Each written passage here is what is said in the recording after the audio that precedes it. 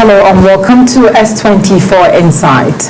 This morning we focus on Plateau State and the latest wave of killings in Jos North, where Plateau Governor Caleb Mutfwang says at least 28 people were killed in the Angwaro-Kuba area, Gadiyawayi, on Sunday, March 29, 2026, followed by a state-imposed curfew to calm tensions. The tragedy has triggered national attention. President Tinubu visited Jos to commiserate with victims and engage the state on the worsening security situation. But beyond the multiple stories, Plateau is not dealing with a single incident. It is dealing with a circle with roots that go back decades. Dispute over land, identity, political representation, indigent settler classifications, criminal opportunism, and the dangerous logic of reprisals. And if history teaches anything, it is this. When the city begins to hear the drum of war, the first casualty is truth. Joining us this morning is Abdulsamad M. Ibrahim, a legal practitioner, activist, and an indigent of Plateau State, to help us understand what is going on, previous occurrences, and what can realistically be done now to change the narrative. Welcome to the program, Mr. Abdulsamad. Thank you very much for having me this morning. You're welcome. It's always good when things like this keeps reoccurring that we should go back to dates. Let's understand the root cause of all of this. What do you make of the recent crisis, and what do you think is the main thing that we need to focus on right now to change the narrative? Thank you very much. To start with, I would like to first condole with the victims and the family of those that lost their life during the recent accident, the ugly night of 29th day of March 2026, which is a Sunday last week. Then, by the historical epoch of all these things that happen over time, I can say by analysis, this is like the 14th incident. 14th, yes. From 2001? From 2001. From 2001, 14th. Okay.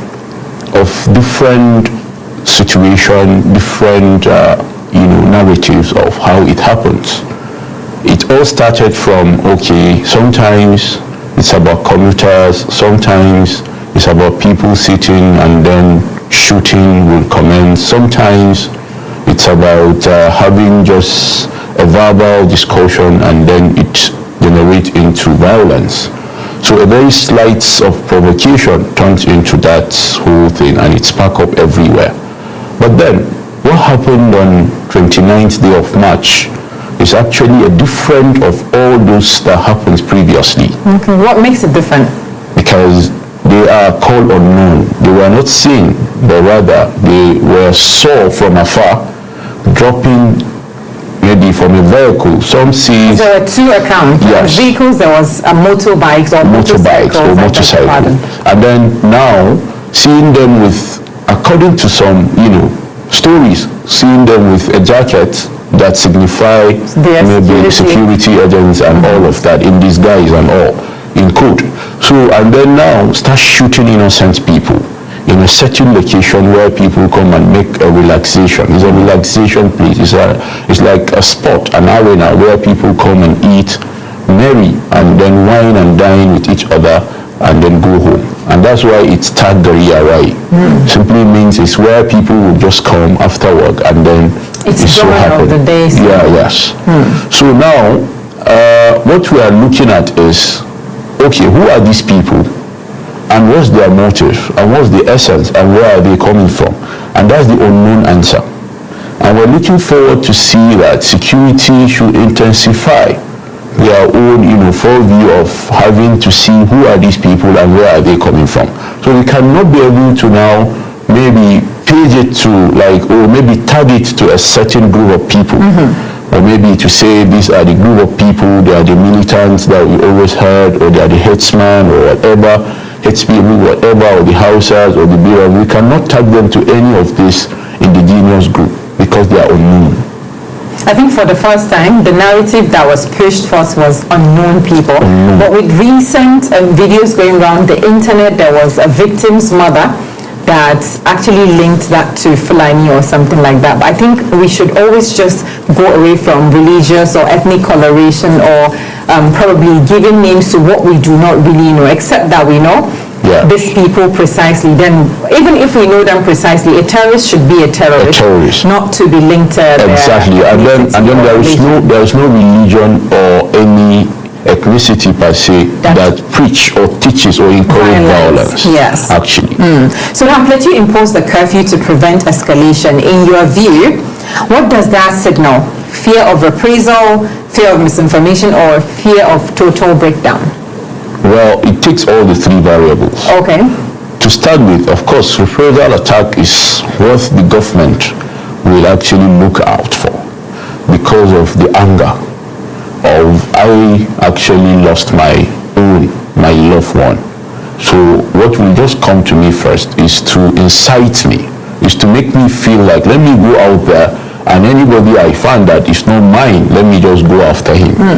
Which is actually a thinking that should not be, should not be so. Like, it should not be so, and it should not be encouraged at all, actually. And then another thing is, breaking of law and order is, okay, there are laws in this land. I know very well that our laws, you might say that they are a bit slow, or maybe the system is a bit slow. But then we have them on ground. So ignorance of the law is not a defense. It's not to say that the law did not accommodate your maybe what you want it to be, or maybe the prompt nature of the law or the delayed will not make you to say, okay, let me now fast forward. Or let me now go beyond, which is very wrong. So the government, I must give kudos to the governor. He was so empathic about it, and he was so proactive. And the empathy from the governor is actually something that is commendable. We could see he was in the scene. He was with the victims and the community leaders and all of that, and ensure that things come to normalcy and calmness and all of that. And that shows proactiveness on his part as a leader of the state and the chief security of the state as well. Yeah, what are you hearing from communities on the ground, and what are the most dangerous rumors you think people should stop spreading immediately, especially that you've got family members in Jos as it is? Well, my advice and what I'm hearing the communities are saying is, there was something that happened during the month of Ramadan. That is just 3 weeks before now, ago, when we had an issue of saying there was a blockage along the Barikin Ladi Road, and then some two traders were killed from the Jos North community of Gangare and so. And then out of that, the anger, exorbitance of the youths, the energy and the anger, we're now saying that after the fasting, after Ramadan, we're going to do this, we're going to do that. Actually, this should not come from somebody who loves the state, who wants to promote peace and unity in the state. It can just be by the way, but some people can capitalize on that and then said that, oh, this is what this is. But I want everybody to take that as so insignificant. Somebody can just say it out of provocation, but he doesn't really mean what he's saying. He's just saying to make it feel like at least I've said something. Yes, maybe because of previous experiences. Yes. People are allowed to think, oh, we need to prepare our minds for this. But in the whole bigger picture, I think the state's got a lot to do, and also the people on their own to make sure that these things are tackled carefully.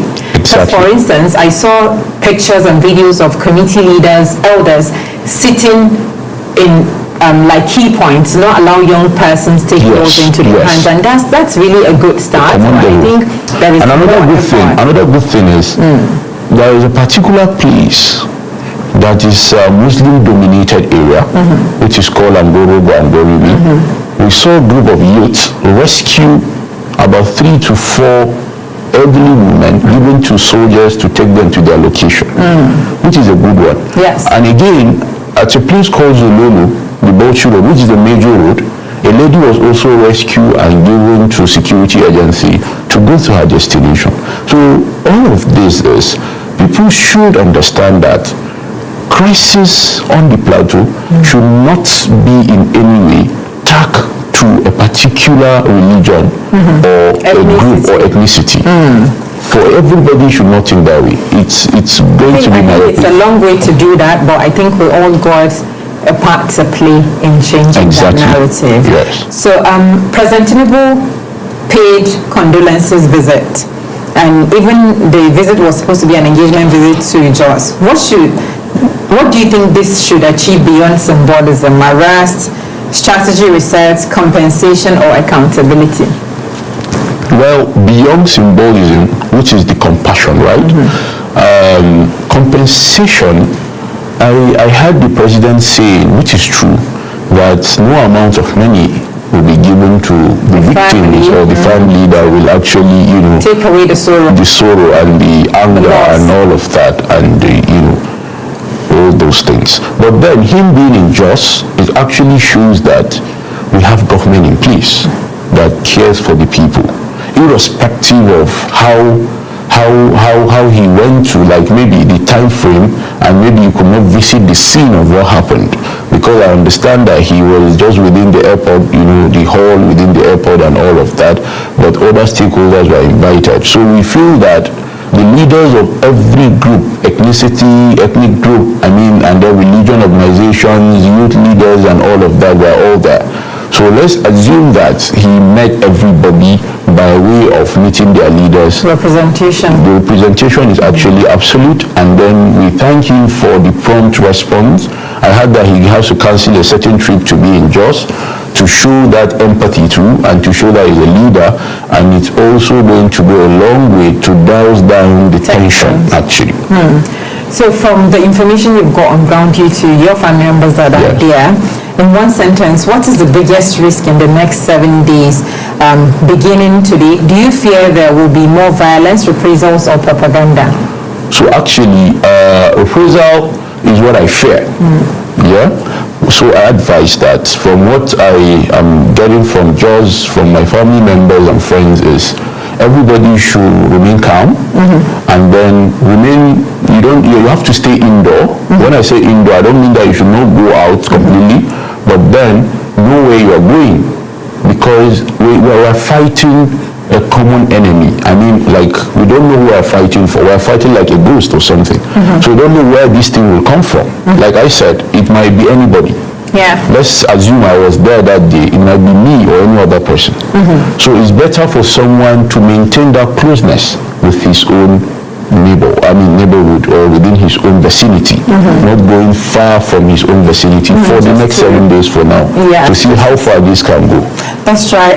Stay with us. We'll take a quick break. When we return, we'll zoom out and on Plateau violence did not begin today, to take a look at a bigger picture, where this started, and unless we understand the historical driver, it will not end anytime soon. Stay with us. We'll be right back.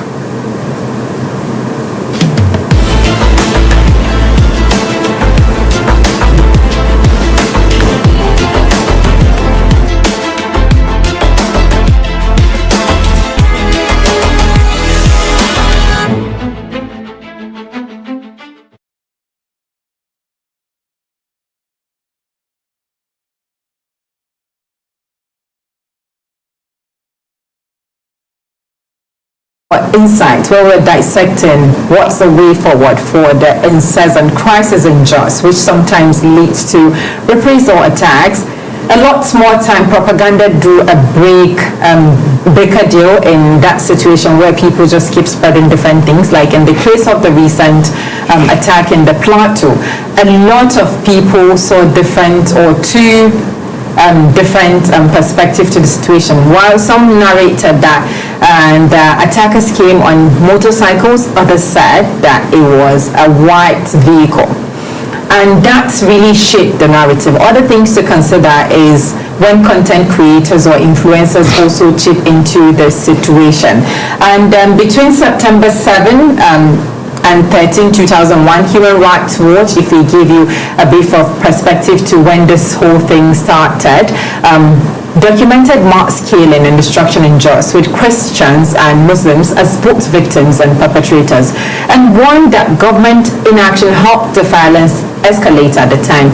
In November 2008, Human Rights Watch also noted disagreement on death tolls and described the whole indigent, non-indigent structure has deepened divisions and feelings of exclusion. So now let's go back into more details on this whole thing with our guest, Abdulsamad.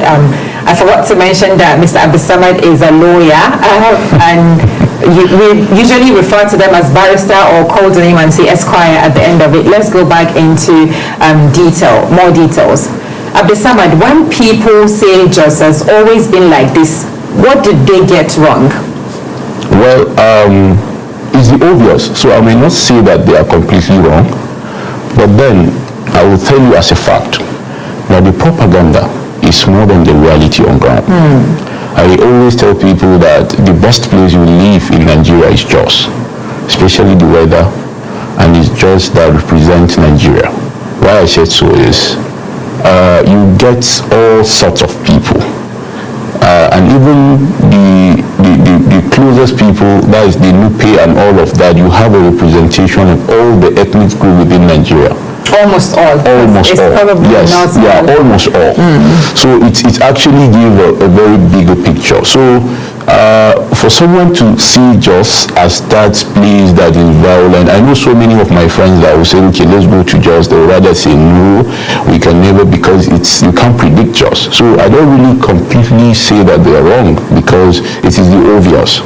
But then deep down, it's a place that is very welcoming, very accommodating, and the people are very nice to live with, only for this whole thing that is happening. And then the truth of the matter is, when we refuse to accept that diversity, I think the fewer of us feel that, okay, we all come from different places. So back then in the history, I used to just throw this banter with my friends who are the Biroms, and I would say that I remember when you guys came from Kebbi State and you were asked to go back, to the valley and take care of the sheep and the cow and the goats of then the Usmani Onfodio thing, and then before you migrated to Jos, I would laugh over it and all of that. And then, of course, if I now claim, like what people think, is the whole thing of saying that indigene, non-indigene, I own the land, he don't own the land, he come to my land and all of that. I will also trace back to history.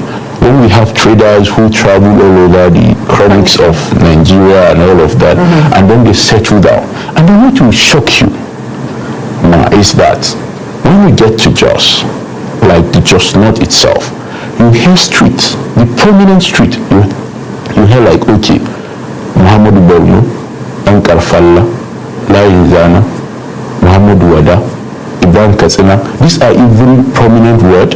Yusuf Street, Malang Audu Street. These are houses' names who come there and sit for a long time and then stay. So it will now, you'll be like, oh, really? So it's a way back thing. It's a way back thing. So I always encourage when people talk about indigenous settlers or we came first on Yes. I think every human being would be traced back to the move from one place to another. We're all like almost. So that should not be a reason for division. Yes, and because the Constitution even did something really right to say. Yes. Let's assume you're not even from a place. Yes. You got the constitutional right when you live for a certain period of time, you become the indigent of that place. Exactly. And say, for instance, someone with 3 generations in the place and you tell them they're not from that place, that sometimes doesn't sit well with me. Exactly. And that's what we should tackle as people and also enlighten ourselves on making sure that we understand all of this dynamics so that we all would come and die someday and then it will be the end. Exactly. So we need to be careful. So let's go to your legal lens now. Yes. From a legal perspective and civic lens as well, in what ways do you think this crisis is more about? Is it more about identity, citizenship rights, and how much is about land, grazing, and resource pressure? Because if you go at the end of it, people say it's because of resources, natural resources. Which one? Well, for me, I think I made mention somewhere back about the resources in Jos. Of course, it's enormous, yeah? They are very underlying resources that some of them we are yet to even realize them. It's a very nice place to be, to explore them, Now, from the legal perspective, like you rightly pointed out, just a background, that our constitution recognizes every citizen of Nigeria to have a right to stay in any state within the country, right? And then it is about we, the people of Nigeria, So meaning that in so long as I'm a Nigerian, then of course issue of having land, acquiring land or buying land or to own a property is also a right of a citizen. And that's why it's been captured in the whole chapter in the Constitution, which is tagged as Chapter 4, which people will say the fundamental human right. Yeah? And under those rights, there are rights to own property, to yourself and all of that. So now, if I have the resources and I follow the right channel, I can own a property irrespective of where I come from. I may have a choice to stay in Kaduna. I'm not from Kaduna. But then I have the resources to say, okay, now where our land being sold, they will tell me is Millennium City. And I have the resources, I go and I get my land, I do my papers. Does that mean that I'm coming to take over the land in Kaduna State?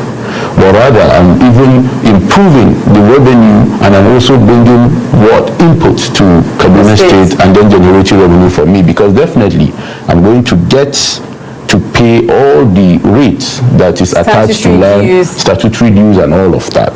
So it's the same thing. So it's high time we should understand that it's no longer the case of saying we are doing land grabbing or something. And then if you talk about issue of grazing, for example, of that, it is something that has been deliberated upon, and it is consequence upon that even the Ministry of Livestock or something is being created recently, just to address issue of grazing. And these cows are so intelligent to the roots, they trace their way back. So sometimes you have built there, sometimes it's now a farmland. So they now try to follow through that path that has been there for a long time. So that tolerance is something people should understand better. So tolerance between us, irrespective of the language we speak, the food we eat and all of that. The religion we believe in. Number one thing we should see ourselves is that we're human beings. Fast. We're human beings. So humanity first. See me as a human being, respect me as a person, and understand that life is so sacred, and the sanctity of human life is very, very important. So that's the most important thing. Yeah, I agree with that. And you know, we still need to go back to the indigenous settler argument, which is very explosive. Yes. What is the most truthful, non-inflammatory way to explain it to a national audience on this indigenous settler? Because any small spark in the plateau or some other parts of Nigeria, like in the north, you'll see the indigenous settler thing, and it's more prominent in the plateau. Yes. How do we explain this to the national audience better? Well, for the case of plateau, it's on threefold. The indigenes who claim the ownership of the states, and then the settlers who came according to the indigenes, and then in the settlers, and then again there are people who belong to the settlers but they are now the indigenes, meaning that certain local government in the state will claim the ownership of being indigenes. For example, you talk about Wase and you talk about Kanam local government. That is the Dengi and Kanam, and then Shandam as well. So these are people who identify with the settlers, but then they also have a coloration of the languages within the states. So they speak the same Biram, and then they also identify with the settlers. Because when they said the settlers, I remember on the first crisis on the plateau, in 2001 is the issue of saying you are coming to take over our land, where you will see that if the crisis gets to a certain level, they will have to identify to say, this one identify with the settlers, or maybe being a Muslim who prays and that, but then is from Plateau State by origin. So let's spare his house and then go for somebody who come from Kano, Jigawa and other part of the north and to come and settle. So that has been in the first instance. But going forward, it now changed the whole narrative, because I could also see it may have some level of political exaggeration. They exaggerate it to say, these people are taking up your right. Instead of you getting a certain share, and then somebody is coming to settle and you also eat both. He gets it from where he settled and he can run back to where he comes from. Many people will tell me that, see these people who can go to Kano. If there is no Jos today, they might have some things to do with Kano. But we only have Plateau. So why are you coming to eat ours and then yours is there being kept? So that perspective. But all those things are myopic thinking. Yeah. They are very myopic, and we don't encourage that. We always make people to understand that life does not guarantee you to remain forever. We have people today that are well-to-do, that even claim the ownership of the state. They are no longer there. Today, we said, okay, where are they? Number one, we talk about Solomon Lar, who was the prominent politician on the plateau. Today he's late. Today he's late. He's no longer there. Many of them. There are many of them. So we should understand that. We should understanding and tolerance is the key word that you've mentioned. Yes. And let's go to the part where most people would be interested in. Who benefits from Jos Plateau remaining unstable politically, economically, and criminally, in your opinion? Well, there are people that benefit from that. Why? Because where you don't have unity, it's easier to penetrate, and people will not understand your shortcomings. For example, now, if I am a representative member from Plateau State and I refuse to do certain projects in a certain location, I can tag it to insurgency or crisis or something, and then people will be like, yes. Yeah? So they benefit from that. They now have to say that they will siphon that. So all we want to encourage is that sometimes, Nigeria is so structured. I've never seen a country that has a good structure that is being, having all the structures, and then implementation is the issue. The problem. Nigeria has been addressed in such a way that I will not feel being, sidelined for anything. That's why we have the federal character. That federal character is to address the issue of equity. Of course, we cannot have equality. We all know that. But then some setting of equity. But where in the states, certain people feel that they are already being backward in terms of they don't even partake or participate. So it's getting to a level that the people have agreed to be settlers, for example, in the case of Plateau. They don't even go in there to struggle for something. So politicians are happy with that. So whatever you give them, fine. If it doesn't come, they are not even anticipating. So there is no expectation in the political aspect. Then now, for the aspect of people who are already taking this thing to be a hobby or maybe their own profession of inciting violence, I'm not very happy because it's something that can easily be sold out. You can just take it and say, okay, on this note, this is it. And then it becomes something. And that's where the propaganda issue comes from. So we are calling on Nigerians to shun from all of that. We should grow beyond that. And then this plateau, like me talking now, I may have siblings, cousins, colleagues, uncles, who are not even Muslims entirely. Because from Plateau State, coming from Plateau, you will have that diversity. Just like you have it in Adamawa State or Gombe, and then some part of Kaduna, and then Nasarawa as well, and Kogi, and even Niger. So it's something that is common.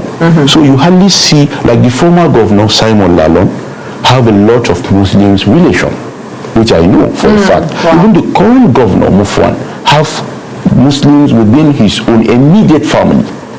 So how will you do that about that? So religion should not be a reason why we should kill ourselves. It should be a reason why we should love ourselves more, because it expands understanding. Because the whole essence is that we know God exists. Understanding God may have a different dimension. And then I'm sure that religions preach, let your religion be yours, and it's personal. It's personal, actually. So now, because we said what's the way forward, we've talked about a few way forward. So I'll end with this on other question before we really sit into the way forward proper. Where does misinformation fit into this circle, and how has social media changed the speed of escalation?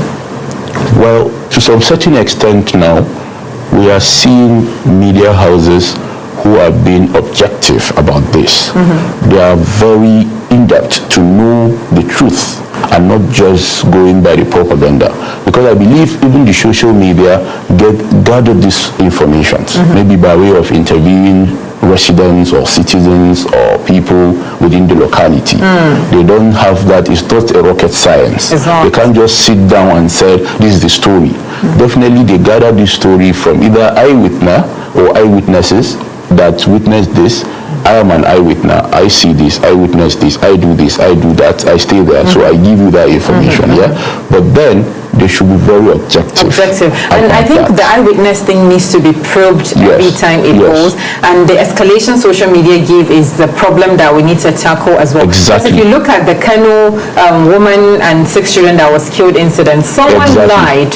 And now that same person is being celebrated on the social media, like, and stuff. So let's quickly also take us through a few details about Plateau again, to make us understand the better solution to give, because Aziz, we're in a very dicey situation, and if you see the calls on the internet, what people are saying, oh, why did the president go, why not other places and all that, we need to be extremely careful. Exactly. You mentioned a key germane things, and I really want us to explore the solution part.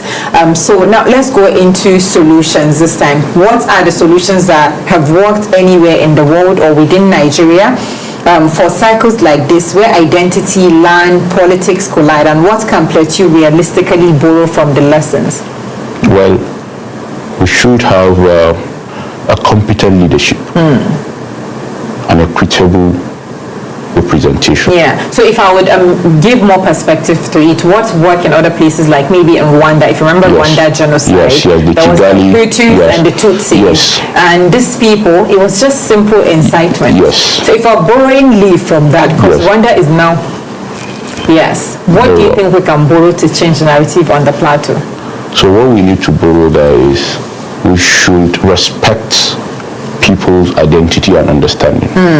Okay, so what can faith leaders do differently? Not just preach peace, but actively prevent misinformation and retaliatory mobilization. Because sometimes you find people or religious leaders on the pulpit, both sides, preaching violence, saying take arms and all of that. What should they do differently? They should preach, instead of preaching doing that, they should preach love, unity between human, especially the scripture. Being them spiritual leader, they know better than the scripture. Number one, recognize human life, and irrespective of you not being to what I actually subscribe to or what I believe in, does not mean that you are less of a person. Yes. Because it's a choice that I didn't buy it from. And your conviction. And conviction. So they should now just leave the aspect of inciting people or trying to now make it or preach hatred, but rather let them preach love and unity. Yeah, so you know there is people. Two consciousness in human beings. Exactly. The positive and the negative. Yes. And sometimes balancing the two is really difficult. Actually. And because as human beings we're self-centered, you definitely want to protect your people. Exactly. So from that perspective, what will you preach to people? Irrespective of you want to protect your people by being a spiritual leader or by being a leader at any level, is to ensure that there should be a kind of equal representation by the time that you are with the government, and ensuring that what your people yearn for, the yearning of your people, should be addressed. You know the problem of your people. For example, now, where this crisis is going on, the little of which you can take it up is the basics amenities. We talk about water board. I know they don't have it any longer, for example. So instead of you now trying to protect them by inciting them or trying to divide them by way of preaching those hatred and the thing, why don't you now promote peace, that those social amenities should be done. Prioritize those things so that it will be easier for them. Because once they have those water, they can now calm down, for example, electricity, and then their potholes, the roads and all of that, and then maybe some social welfare packages. Social welfare packages, exactly. So I think that will go a pathway. I mean, that will go a long way in addressing that. And then, of course, it's a way of protecting your people rather than saying, inciting them and all of that. Thank you so much. I think, again, we'll take a quick break. When we return, we'll take a few more questions and the segment that we call Rapid Fire on S24 television. Stay with us. We'll be right back. 25 years, one mission. Building trust in Nigeria's business identity. From entrepreneurs to institutions, CAC is the engine behind formal business existence, helping Nigeria register, structure, and grow. Today, CAC processes close to 10,000 business registration requests daily, powered by evolving digital systems, including AI-enabled service delivery. And beyond registration, CAC handles about 5,000 customer inquiries daily, supporting Nigerians with guidance and resolution. Because in today's world, credibility is currency. CAC's beneficial ownership register strengthens transparency, free to access, while protecting personal data in line with privacy standards. When businesses are registered properly, opportunities open, banking, contracts, investments, jobs, and growth that can be trusted. CAC at 35, honoring legacy, strengthening trust, and powering the next Nigeria. Register, verify, and grow.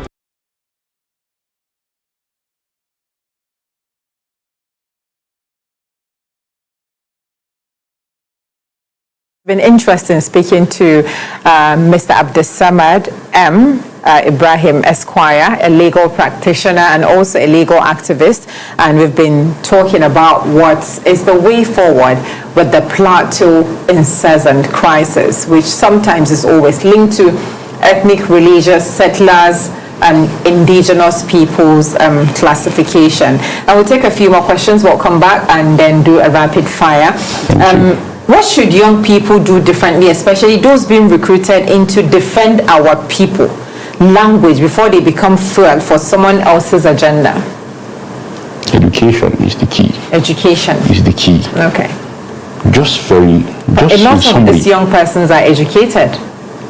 Well, there's a difference between educated and then having education. Okay. It's a two different thing. Okay. I'm educated. Having education. Yes. What's the difference? Good. I can be educated by having a certificate. Then education simply means that what I have upstairs, I put it into action. Practice. Yes. There is a saying, even though it's not in English, it's in Arabic. Say, La ilm illa ma amala bih. There is no knowledge except when you work with that and you put it into action. That's true. So what basically means is, you may have the degrees, you may have the certificate, you have them, but then you in yourself, you don't appreciate your education, but you are educated. You can read, you can speak, you can do everything, you can do this. If it's mathematics, you can solve it. If it's English, you can know the verb, proverb, adjective, and all of that, tenses and all of that. So now, over time, what happened is people have issues to say that it doesn't longer work, education. I would rather have these materialistic tendencies that exist between human form. The materialism that is in us take us outside what we actually study for. That's even if we're educated. Because you cannot balance your own consciousness and material thing. Materialism pushes you to do so many things, including incitement of violence. Because what it looks like is you are left behind. You went to school and today you are 8 years graduate. There's no work. So what else will you do? You now become angry. You are furious. You now see the government as your number one enemy. They didn't provide you the platform. They didn't give you the job. They don't do that. So anytime they said something happened, then you now get engineered. You now become a pilot to ensure that, yes, if it is school, you went to school. So what else did the government do? Somebody will even sit down at the comfort of his house and say and fabricate a lot of things. So that is the issue. That's the difference. So it means people with education, but the education is not making impact in their lives. That is the thing. Okay. What role should the media also play differently? What should we stop doing immediately in our reporting so we don't inflame the polity? The media should stop the propaganda. There should be objectivity in the story. They should be able to sieve the story, get the truth of what actually happened, the accounts. Let them not be the true account of what actually happened, and let them not be in a haste to just impress. So the media to be the first to see. Well, it's not about who is the first. It's about who is saying the right thing. Who is saying the right thing. Because the issue of Plateau State is the issue of, it's a self-anger thing coming from me, individuals, 1, 2, 3, that come up to say, okay, this is the only way they listen to us. That also contributed. Propaganda. Yes, that also contributed. That, okay, by doing this, they will now turn back and say, this is it. And which is not like that at all, actually. But if truly we want the peace and the unity, what I will also say as a way forward is to ensure some level of awareness. Because, of course, some part of the people feel we have been out of the government. So that awareness will help to create love. The citizen will feel that they are also part of the government. And that's why the last time I said the coming of the president will douse out the tension and say that, yes, he knows that we exist. Just like in comparison of what happened in Maiduguri and the president could not go and some part of the northern state, they feel so angry that, oh, really? So a lot of that. Yeah, that's a lot. And what does justice look like in a place with repeated cycles? Arrests, prosecutions, compensation, land reforms, or citizenship reform, and which one must come first? Prosecution first. Okay. But what we need to do is we should have, it should be done judiciously and judicially. Okay.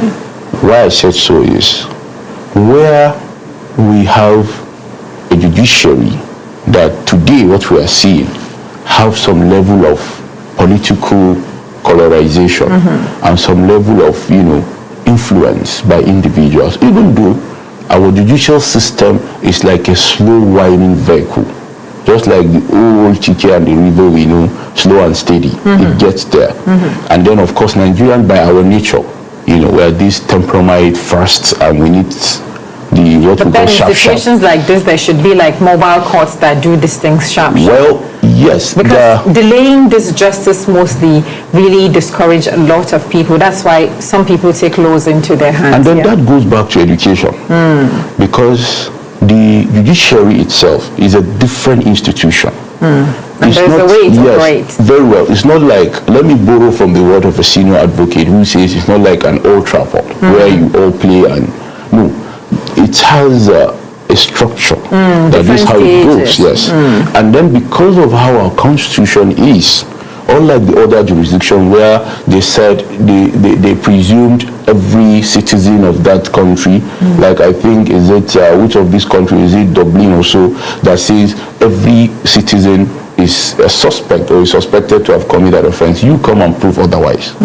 Our own reverse is the case. The presumption of innocence also, to me, is actually a factor that people should understand, because we presume to be innocent except proof contrary, and that take a lot of time. Yeah, so I think we all have a part to play in the whole ball game, and now we'll call it a wrap on the questioning side. Let's quickly go to what we call rapid fire on S24. It's short answer, brief, one sentence, or just yes or no.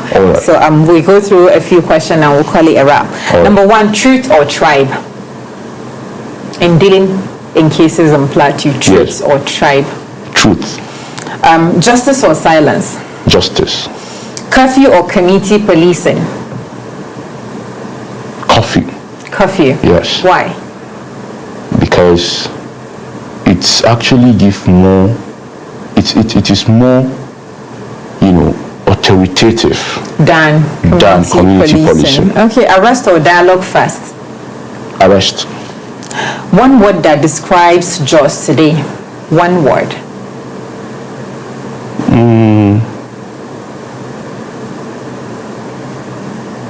Unpredictable place. Unpredictable. I thought you would say volatile. And one thing the media must stop doing today. Propaganda. One thing leaders must start doing on their part. Justice and equality. And one thing citizens can do today to prevent escalation, like we've discussed throughout the program. One thing citizens should do to prevent escalation. Soft commitment ensuring peace. In ensuring peace. Okay, in one line, how do we stop the drum of war? Because I spoke to different people and some were like, oh, the drum of war is already been beaten. What should, in one line, how do we stop that drum of war from materializing? Love, unity, and stability between the citizens of the state. Thank you so much. And we've been speaking to Abdulsamad M. Ibrahim Esquire, a legal practitioner and also a legal activist who's been doing a lot in his space as well. And just to close, that Plateau is not just a security story, because that's what the media knows and that's what other content creators are putting out for us. And it's just more of a citizen, a human story than just putting propaganda out there. And if we keep answering violence with reprisals, we'll keep burying our tomorrow. And that's the fact, whether we like to accept that or not. The question now is not only who attack, but also who will break attack, but also who will break the circle with justice, restraint, and systems that protect every life. I am Halima Abdulrauf. Thank you for joining us and see you again next time. Bye for now. Thank you. You're the Angama. Alhamdulillah.